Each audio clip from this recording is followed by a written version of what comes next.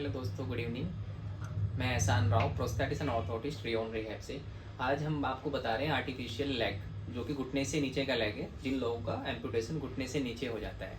वैसे तो सिस्टम का जो डिसाइड होता है कि किस पेशेंट को कौन सा पार्ट्स यूज़ करना चाहिए, वो उनकी एज, पेशेंट की एक्टिविटी लेवल, पेशेंट्स की जो पुरानी हिस्ट्री है, एक उनका एम्पुटेशन किस वजह से हुआ है, डायबिटिक पेशेंट्स है, उसके बिहार पर डिसाइड करा जाता है कि पेशेंट को क्या क्या कंपोनेंट लगने चाहिए। मैं इसके बेसिक कंपोनेंट्स के बारे में आपको बता रहा हूँ। जैसे सबसे नीचे का पार्ट हमारा फुट होता है। फुट जो रहता है, जिससे पेशेंट को मूव करना होता है।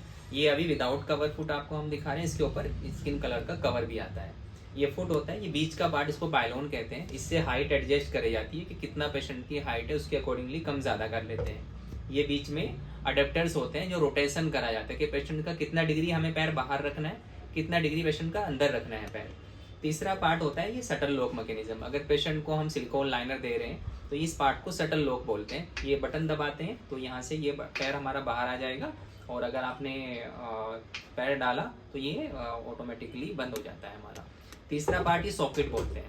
किसी भी लेग के लिए जो सबसे इंपॉर्टेंट पार्ट होता है वो हमारा सॉकेट होता है।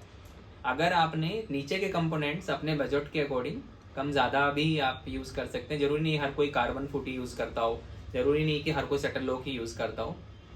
ये डिपेंड करेगा पेशेंट्स का बजट कैसा है और उनका एक्टिविटी लेवल कैसा है। सॉकेट की फिटिंग का सही होना बहुत ज़रूरी है। सॉकेट हमारे यहाँ यूनिक रहता है, पेशेंट की जो मेजरमेंट के अकॉर्डिंग बनाया जाता है। किसी भी प्रोस्थेटिस्ट के लिए ये सबसे यूनिक चीज़ होती है। तो सॉकेट की फिटमेंट के लिए अगर आप अच्छी फिटमेंट चाहते हैं, अच्छी सॉकेट आप बनवाना चाहते हैं, तो आप हमसे कॉन्टैक्ट कर सकते हैं। Thank you.